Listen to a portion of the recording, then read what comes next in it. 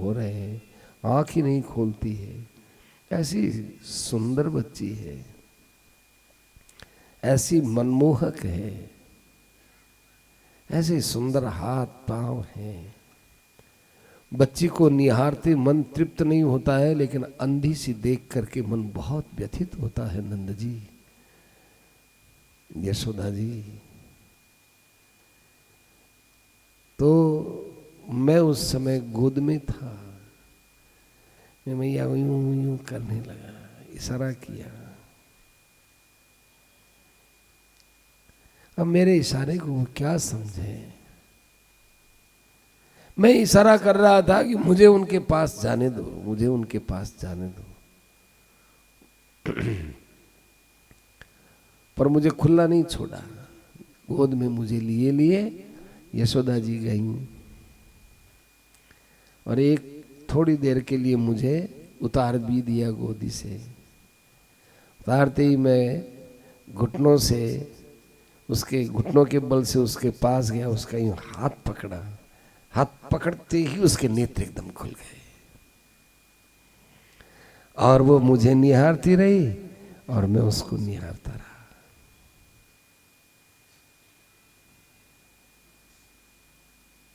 इतना आनंद में डूबा तोता।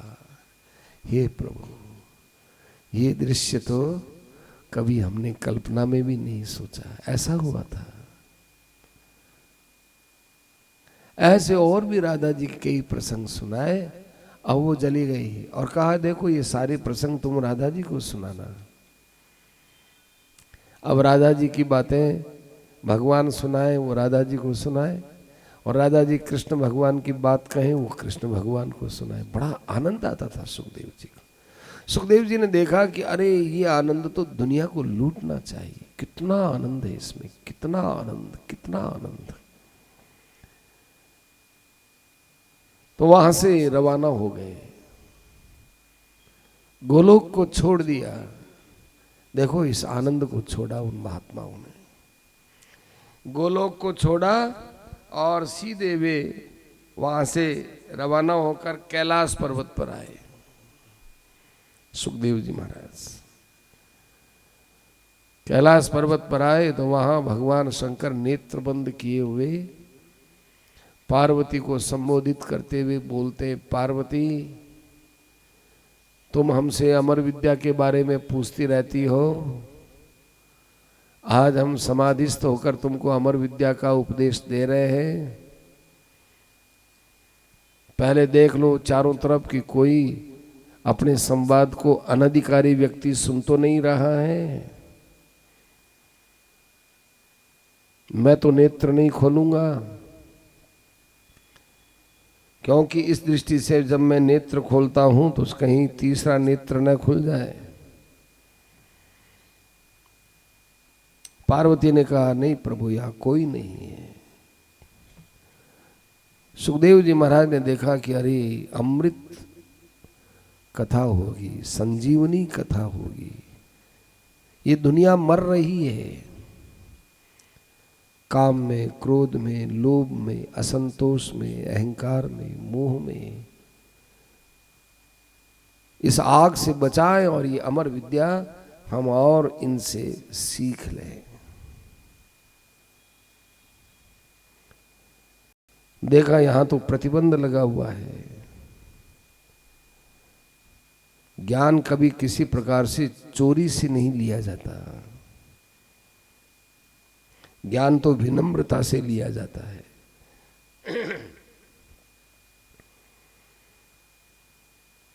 सुखदेव जी महाराज ने देखा चारों तरफ पार्वती जी सुन रही हैं, भगवान शंकर सुना रहे हैं, समाधिस्थ हैं, और तोते तो बोले बिना नहीं रहते। उनका कि मुझे मेरा वाक संयम रखना है।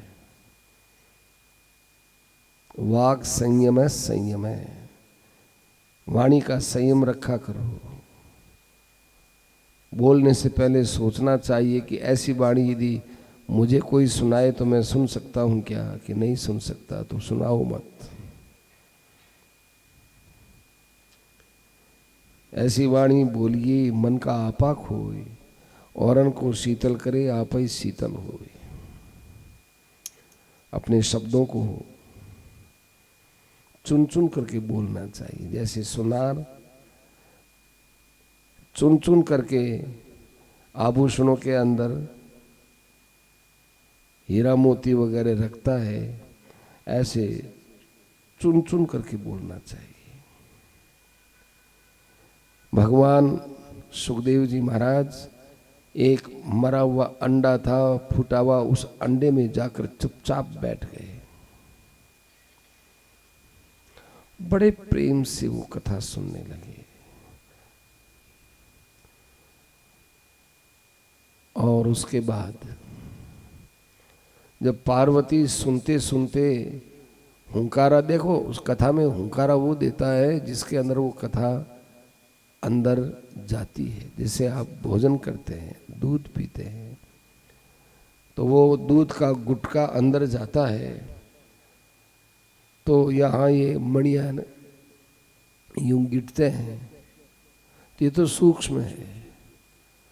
ऐसे कोई बात अंदर जाती है तो यहाँ अर्थात ये बात मेरे अंदर बैठ गई। हुंकारा का अर्थ यही है, अर्थात इसको मैंने निगल लिया है, इसको मैंने निगल लिया है, ये अंदर जाने की बात है। तत्पश्चात पार्वती जी बोलती बोलती हुंकारा देती बंद हो गई, तो सुखदेव जी महाराज ने पार्वती के स्वरों में ही हुंकारा देना चालू किया।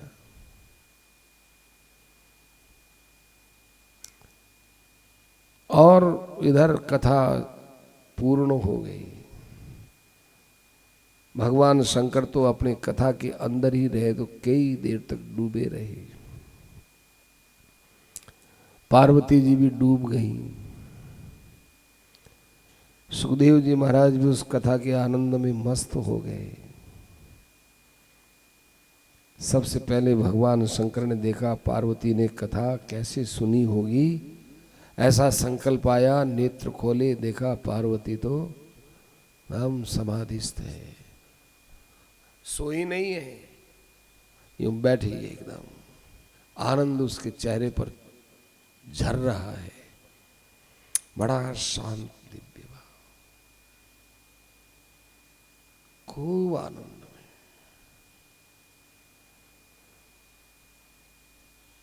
पार्वती पार्वती, अब पार्वती तो वहां है ही नहीं, पार्वती तो कथा में गई हुई है।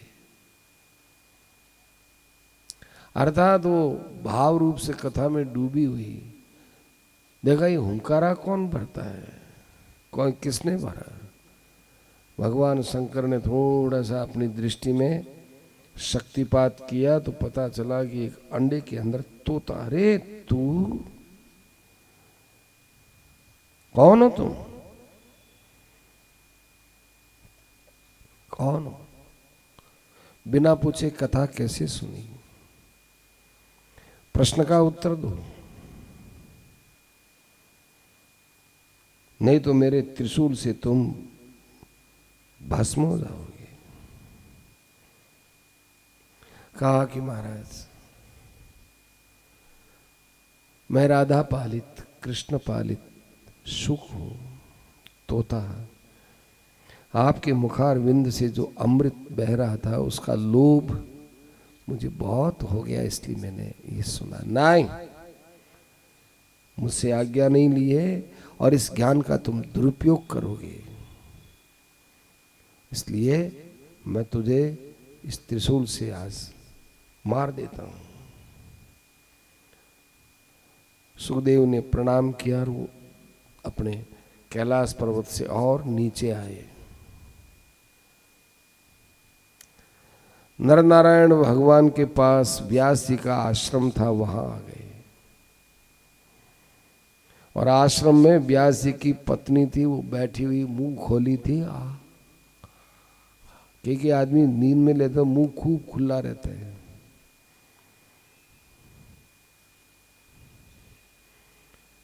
तो वो मुंह के अंदर चले गए सुखदेव जी महाराज। देखो सुखदेव जी की उत्पत्ति कितनी दिव्य है, मुंह में चले गए, इतना आनंद आ रहा था सुखदेव जी को। वो वहां पर वही चर्चा कर रहे हैं जो भागवत शंकर भगवान ने सुनाई ना, उसी की चर्चा वो अंदर कर रहे हैं। राधिका जी की चर्चा हो रही, कृष्ण की चर्चा हो रही है। राधिका जी का तो ध्यान करते थे, राधिका जी के विषय में बोलते नहीं थे। उन लीलाओं के अंदर तो गहराई से प्रवेश करते थे। लीला तो विशेषता से कृष्ण की बोलते थे। इतने में ही भगवान शंकर आए और आश्चर्य में डूब गए कि अब कैसे इसको मारूं, ब्राह्मणी के उदर में चला गया। लेकिन भागवत लेकर आए हैं ना सुखदेव जी, तो कृष्ण भगवान वहां प्रकट हो गए और कहने लगे शंकर भगवान से कि हे शंभु, हे भोलेनाथ, इस तोते पर कृपा कीजिए। ये तोता सृष्टि का बहुत बड़ा उपकार करने वाला होगा। आपने ये पार्वती को ही सुनाने के लिए ज्ञान दिया था क्या कि नहीं? क्या पार्वती जी सारे संसार को ये ज्ञान दे सकती है? ये पार्वती जी जाने। आप यही सोचिए कि मेरे ही संकल्प से ये आपके पास आया हो और आपके ज्ञान को ये जन जन के मन मन में स्थापित करे, तो क्या इसमें आपको आपत्ति है? कि बिल्कुल आपत्ति नहीं है, ये ज्ञान तो सबके लायक है। तो इसका ये प्रचारक होगा, आपके ज्ञान को अपने मुख में लेकर बोले अरे तब तो बहुत अच्छी बात है, तब तो हम तोते को आशीर्वाद देते हैं। भगवान कृष्ण ने कहा कि इसकी जिम्मेवारी मेरी है। भगवान शंकर बड़े प्रसन्न होकर अपने स्थान पर आ गए, कहने लगे पार्वती तुमको कथा सुनाई, वो आज हमारे लिए बहुत शिक्षाप्रद होगी, बड़ा लाभ हो गया, बहुत अच्छी बात है, बहुत अच्छी बात है। वे सुखदेव जी महाराज प्रव्रजंतम। अब यहां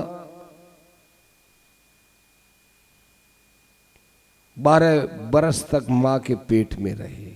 है कोई संसार में इतने वर्षों तक गर्भ में रहने वाला? ये कोई माता पिता के अंश से नहीं थे, ये स्वयं संकल्प से थे। भगवान के अवतार में और सुखदेव जी के अवतार में कोई विशेष अंतर नहीं है। गर्भ में रहे 12 बरस तक और वो बोलते रहे, व्यास जी महाराज लिखते रहे, बोलते रहे, व्यास जी लिखते रहे। व्यास जी को उनकी बातों से बड़ा आनंद मिला। एक दिन मन में आई कि चलो अब और घूमे। सुखदेव जी जहां जहां भी घूमते रहे, वहां वहां सबको आनंदित किया। मां के उधर से कैसे निकले होंगे? डकार से निकले होंगे। आदमी कभी डकार लेता तो इसी मुंह मार्ग से गए, मुंह मार्ग से डकार से बाहर आए और आते ही एकदम 12 बरस का लड़का और सीधे रवाना हो गया।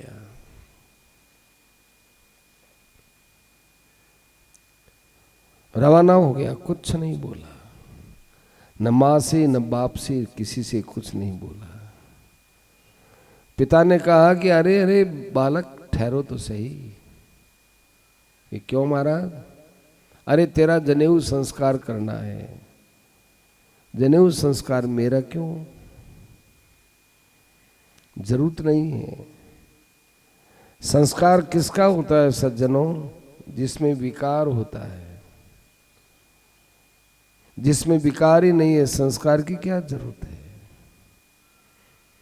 किसी भी रामायण में बता दो कि सीता जी लंका के अंदर ये स्नान करती थी और ये कपड़ा पहनती थी।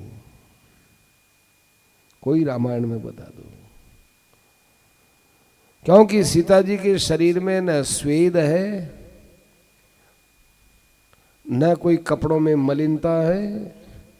दिव्य वसन, अनुसुईया माता ने दिव्य वस्त्र दिए, ते नित नूतन अति शुभ पाए। वो माने रोज रोज पहनने से नए होते थे। लंका में कभी स्नान करने की सीता जी को जरूरत नहीं थी, कपड़े पहनने की जरूरत नहीं थी। वाल्मीकि रामायण में आया है कि स्वर्ग से इंद्र आया, चुपचाप सीता जी को थोड़ी सी खीर दे गया कि आपको अब भोजन की जरूरत नहीं रहेगी। वाल्मीकि रामायण में आता है। सीता जी ने कहा ठीक है, क्यों अपना परिचय दें कि क्या मुझे प्राणधारियों के समान भूख प्यास लगती है क्या? यदि सीता जी भूख प्यास से व्यथित होती तो रावण उनको कभी खत्म कर देता कि तूने तेरे को शस्त्र से नहीं, हम तो तेरे को भूखे प्यासे ही मार देंगे, रोटी खाने को नहीं देंगे, फल खाने को नहीं देंगे, जल पीने को नहीं देंगे, कहाँ जाएगी तू? पर रावण भी जानता है कि ये भूख प्यास से व्यथित होने वाली नहीं है। अस्तु। सुखदेव जी महाराज जैसे थे वैसे ही रवाना हुए, कोई कपड़ा अपड़ा कुछ नहीं, आवरण नहीं शरीर पर, क्यों, क्या जरूरत है? लोक लज्जा तो जिनको संसार दिखता है वो रखें, उनको रखना चाहिए। जिनको संसार दिखता है वो लोक लज्जा रखें। कोई भी व्यक्ति कपड़ा वगैरह पहनता है तो किसके लिए पहनता है? अपने सर्दी गर्मी के लिए बचना अलग है, पर लोक लज्जा के लिए जो कपड़े पहनते हैं वो लोक लज्जा के कपड़े अपने लिए नहीं पहनते, वो लोगों के लिए पहनते हैं। लोक में एक मर्यादा है, लज्जा है, ऐसे रहना चाहिए, ऐसा ही कायदा है, उससे विपरीत नहीं जाना चाहिए।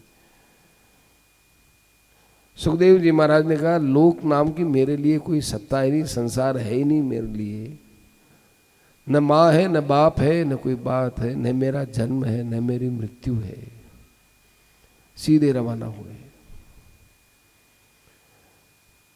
देखो बेटे पर यदि यदि यदि यदि यदि माँ बाप के शरीर के अंश से पैदा हुए होते तो माँ पीछे पीछे दौड़ती, बेटा बेटा, लेकिन यहाँ बाप पीछे दौड़ता है।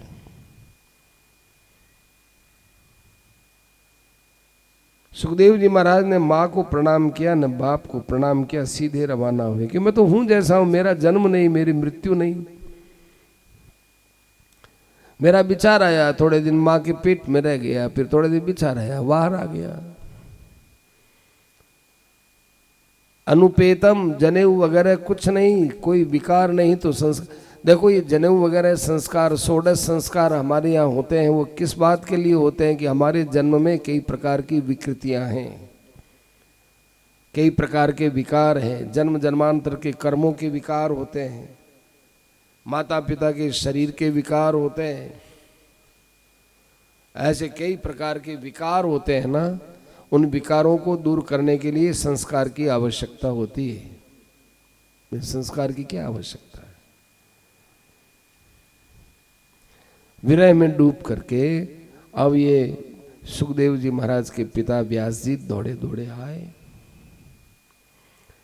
और विरह में गए, बेटा बेटा बेटा बेटा चिल्लाए जोर से। जंगल के अंदर चिल्लाते हैं तो वृक्षों के झुरमुट से वापिस आवाज आती है, बेटा बेटा बेटा बेटा बेटा बेटा। चुप हो गए। वशिष्ठ जी महाराज चुप हो गए कि अरे ये वृक्ष भी बेटा बेटा बोलते हैं। ये वृक्ष मानो मुझे शिक्षा देते हैं कि आप इनको बेटा मानते हो, कभी आप हमारे बेटा थे। ये संसार के एक जन्म के संबंध को इतना सत्य मान लिया आपने। आपके यहां इतनी पोल, एक जन्म का भाई मिला तो बस भाई भाई भाई भाई भाई। एक जन्म की मां मिली तो माई माई माई माई। एक जन्म की लुगाई मिली तो लुगाई लुगाई लुगाई, एक जन्म का पुत्र मिला तो पुत्र पुत्र पुत्र पुत्र हो गया, एक जन्म का मित्र मिला तो मित्र मित्र मित्र हो गया।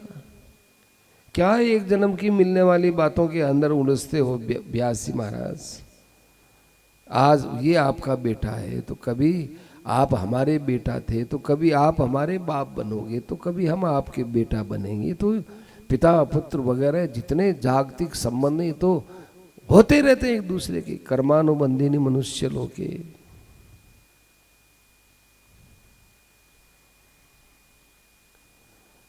प्रश्न होता है कि इतने बड़े ज्ञानावतार भगवत स्वरूप व्यास जी बेटे के पीछे क्यों गए, बेटे के पीछे कभी नहीं गए। बेटे के पीछे यदि व्यास जी दौड़ते तो व्यास जी को भगवान का अवतार मानने में आपत्ति होती कि हम भी तो बेटों के लिए मरते हैं, ऐसे व्यास जी मरे नहीं। व्यास जी वैराग्य के पीछे दौड़ते हैं। व्यास जी ज्ञान है, सुखदेव वैराग्य है।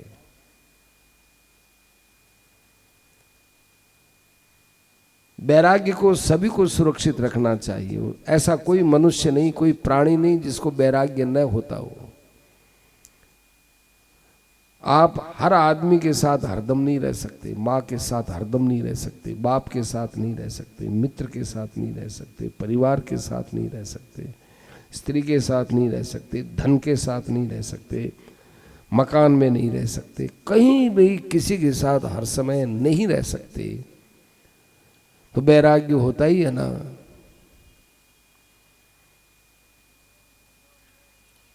गाड़ी है 3-4 करोड़ रुपए की, ओहो गाड़ी बड़ी अच्छी, मेरे पास गाड़ी बड़ी अच्छी, परंतु गाड़ी में बैठने के बाद उसमें निकलने का फाटक है कि नहीं, कि फाटक तो है, फाटक क्यों है? ये गाड़ी में ही इतना बड़ा सुख है तो फिर उसको त्यागते क्यों? कि बैठे बैठे थक गए। क्यों थक गए? थक इसलिए गए कि अब गाड़ी से वैराग्य हो गया। स्वाभाविक हृदय का वैराग्य है, वो वैराग्य अपने आप जगता है। लोग कहते हैं वैराग्य होना बड़ा मुश्किल, संत कहते हैं कि राग रखना बड़ा मुश्किल। कोई चीज आप हरदम उसको साथ में रख सकते हो क्या? हरदम साथ में रखोगे नींद नहीं आएगी। नींद के समय में आपके हमारे पास क्या रहता है, कितनी बड़ी बड़ी योग्यताएं, वो भी काम नहीं करती, कोई काम नहीं करता। नींद के समय में कोई चीज काम नहीं आती, सब छूट जाती है। सुखदेव जी महाराज यही बताने के लिए आए हैं कि भाई आप लोग अपने वैराग्य को सुरक्षित रखो। कहीं भोगों की इच्छा होती हो तो पहले ही विचार करो कि देखो भोगों की इच्छा तो होती है पर इससे हटेंगे तो सही, वैराग्य तो होगा ही, पर वो वैराग्य पहले ही रख लो। धन के अंदर बड़ी रुचि रहती, धन मिले, मरेंगे तो छूटेगा तो सही ना, सोएंगे तो ही छूट जाता है। करोड़ों रुपया रहता है, करोड़ों रुपया तो वो घरों में थोड़ी ही रहता है, व्यापार में रहता है, बैंकों में रहता है, छूटता है ना। हरदम साथ में कहाँ रहता है? इसलिए ये वैराग्य तत्व है, ये तत्व है, तत्व। इस तत्व को जगाने के लिए सुखदेव जी महाराज आए। तम सर्वभूत हृदयम मुनिम आनतोस्मि। सूत जी कहते हैं ऐसे जो मुनि हैं उनको मैं प्रणाम करता हूं। और यह स्वानुभावम अखिल श्रुति सारमेकम। आपका गुरु जी से कैसे परिचय हुआ? सूत जी महाराज के भागवत के माध्यम से। उन्होंने भागवत को सुना और सुनकर के अपने अनुभव की कसौटी पर उसको कसा, अर्थात जैसा भागवत का ज्ञान दिया उस भागवत को अपने अंदर आजमाइश करके फिर कहा। सेठ जी का, महाराज जी का प्रवचन ज्यों का त्यों रट करके हम बोल देंगे तो आपके ऊपर असर नहीं पड़ेगा। क्यों नहीं पड़ेगा? कि महापुरुषों ने अपने अनुभव के आधार पर जो शब्द कहे हैं, उन शब्दों में उनका अनुभव का एक विशेष प्रभाव पड़ता है। वो उन्हीं के शब्दों को हम रट करके बोलने नहीं पड़ेगा।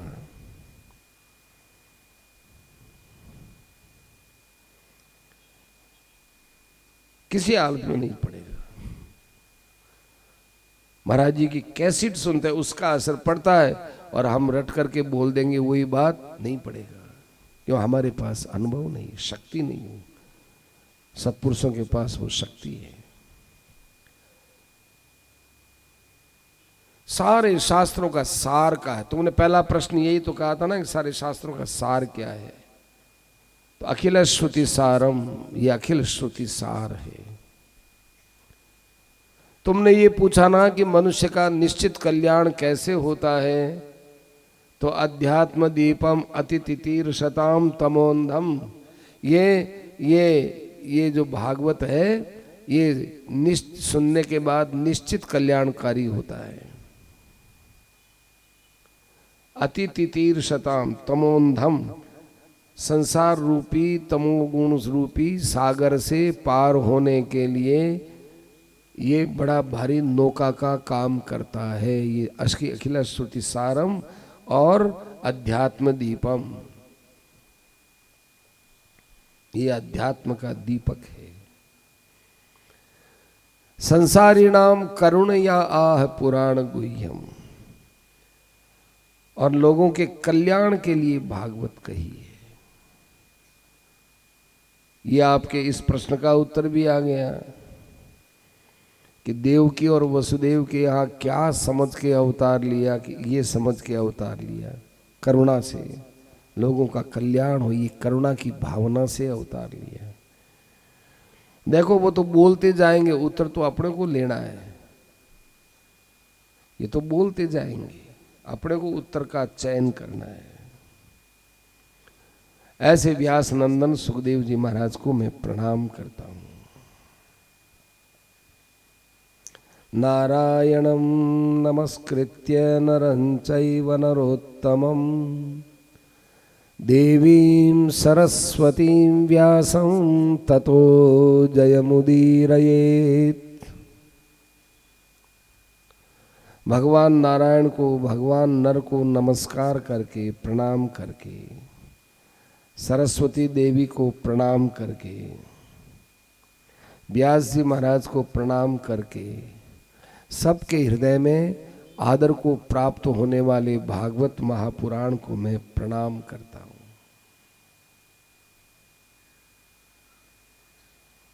क्या सुंदर सूत जी महाराज का ये मंगलाचरण है।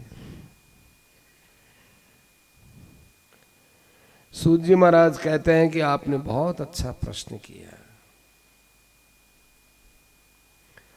मनुष्य का सबसे बड़ा धर्म क्या है? परमात्मा की प्राप्ति करना, आत्म कल्याण करना सबसे बड़ा धर्म है। भगवान में प्रेम होना, एक भगवान में प्रेम हो जाएगा तो सब काम बन जाएगा। देखो आपको तो यहाँ भागवत सुनने के लिए आना है, उसके बाद यदि आपसे पूरा बैठा नहीं जाता है तो कुर्सी की भी व्यवस्था है, सुनने की भी व्यवस्था है, और हवा की भी व्यवस्था